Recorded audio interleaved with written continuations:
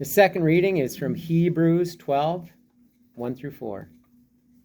Brothers and sisters, since we are surrounded by so great a cloud of witnesses, let us rid ourselves of every burden and sin that clings to us, and persevere in running the race that lies before us, while keeping our eyes fixed on Jesus, the leader and perfecter of faith. For the sake of joy that lay before him, he endured his cross, despising its shame, and has taken his seat at the right of the throne of God. Consider how he endured such opposition from sinners, in order that you may not grow weary and lose heart in your struggle against sin. You have not yet resisted to the point of shedding blood. Word of the Lord. Thanks be to God. So during this letter to the Hebrews, there was a lot of persecution taking place for the new Christians. And Paul was, at that time there would be Olympic training. So I think the Olympics are coming up this summer, or I don't know if they're coming up next year or whenever they're coming up, but pretty soon. So he was familiar with it, and he would talk about a boxer and how well they train themselves. And when he's talking about running, so he starts off here, we are surrounded by so great a cloud of witnesses.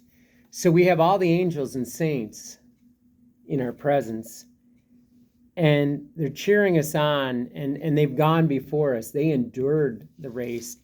And this endurance is a patient endurance. Think of a marathon, not a sprint. I mean, we're on this race every single day until we draw our last breath. Every single one of us. Persevere in running the race. So most Christians probably aren't running the race, right? A lot of us aren't even walking. Some aren't even crawling. Some are just laying there or doing nothing. Most people are sitting and scrolling. I mean, that's the reality of today's, we're looking at, that's what it is. But it's calling for us to run the race. It's calling for us to persevere in the race to the end. And so it's not a sprint. And I guess one of the analogies I would bring is that back, I don't know, it's been about 30 some years ago, I ran Free Press Marathon. The first time I ran, I didn't have a watch. I thought I did it over a bet for a case of beer. So it was really not the best motivation. I trained like 8 weeks. So I had some cross country experience, and I thought, okay, I'll just start. And so I started like in the front, and there was, I didn't know these Ethiopian guys, I just started, they were running. I'm like, man, they're going fast. I'll run too. And after about 10 miles, I was whipped. I was like, by 18, I was on the ground. I mean, I got up and I still got it like 3 hours, but I mean, I was completely out. But I guess the point is that when you're running, we have to, pace ourselves, because a lot of people come into Christianity or become a Catholic and they're all hot and gung-ho for the faith, and it's exciting, and then they fizzle out. And so you don't want to be somebody that has to run an 880 and all they've ever done is the first 100 meters. And after 100 meters, they're wiped out. And that's how a lot of us, go about it, is we get that initial grace of conversion or reversion. And then once trials and tribulations and come about and you realize, wow, you got to give up all these things. And so we're running this race and we're trying to be on the side of Christ, right? Because it says that we must rid ourselves of every burden and sin that clings to us. So we don't want to lose heart. We want to run the race and live a holy and righteous life. And that's important. We want to live according to our Christian values, keeping our eyes fixed on Jesus. So how I got through that race is I was running and I was so beat. I was running through Detroit, and I said, if I can make it to that telephone pole up there in the, like quarter mile down, and I make it to that, and I say, okay, I can make it to the next thing. And it was just like mark the mark.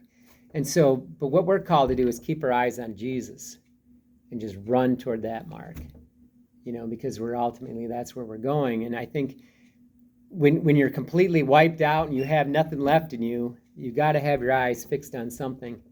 and that gives you purpose, and you just keep going. And we can go a lot further than we think we can.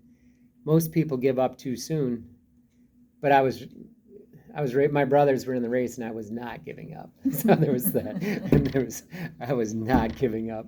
That failure was not an option at that point. So, but I think it shouldn't be an option for us. We should be on fire for Christ. Failure should not be an option for us. I mean, we're trying to get to heaven, right? This life is passing away. I mean, 50, 30, 20, who knows how many years we have left. And when you think about it, that's our destiny is heaven.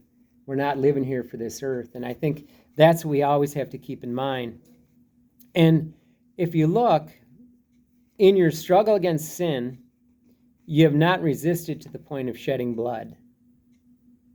I mean, do we even break a sweat? Or do we just give in to the sin?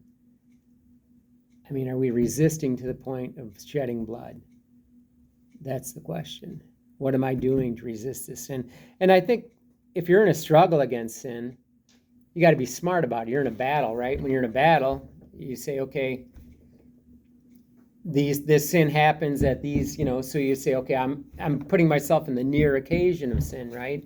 So we want to avoid the near occasion of sin. We did the act of contrition, so we're avoiding the near occasion of sin. And so you can think, okay, if I go here, then I might, if you have a problem with drinking, don't go to the bar. I mean, it's kind of a simple thing, to start with, because bad things might happen. Yeah. Don't go into places where bad things can happen. It's kind of, the first thing, but avoid those near occasions of sin. If you know that if somebody comes in your presence and you're going to gossip, just don't go into the presence of that person. You got to, it can be just little things too.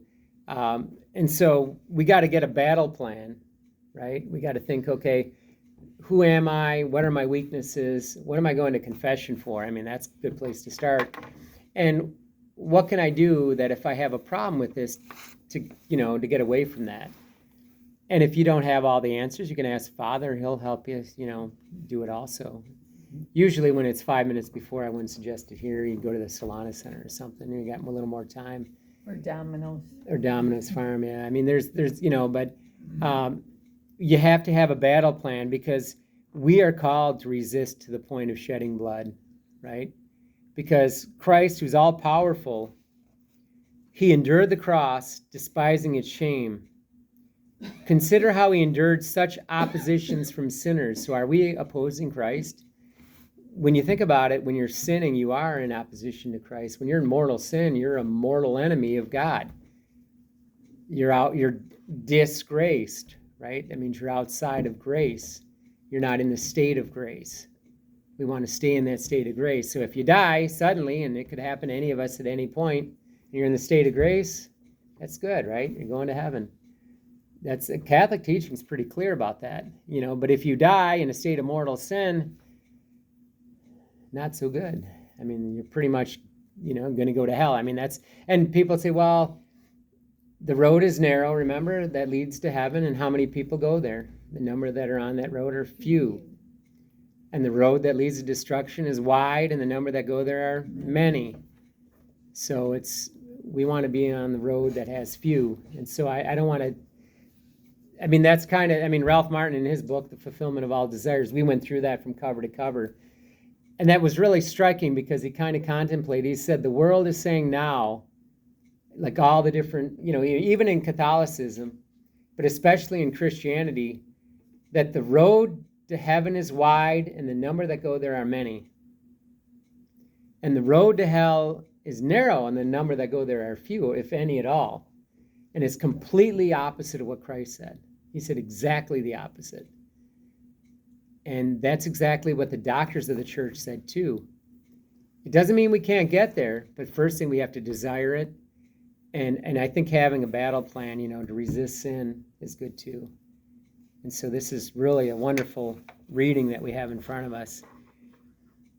And he starts it out too, brothers and sisters. So there's this, we are brothers and sisters in Christ. And he's kind of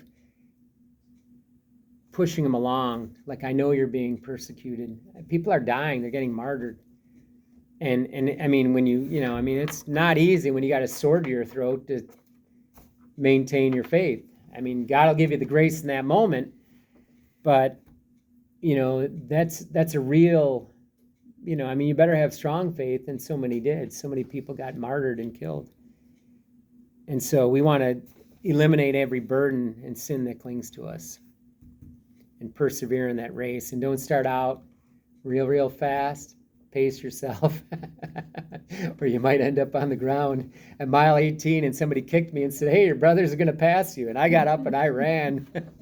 So we'll stop there.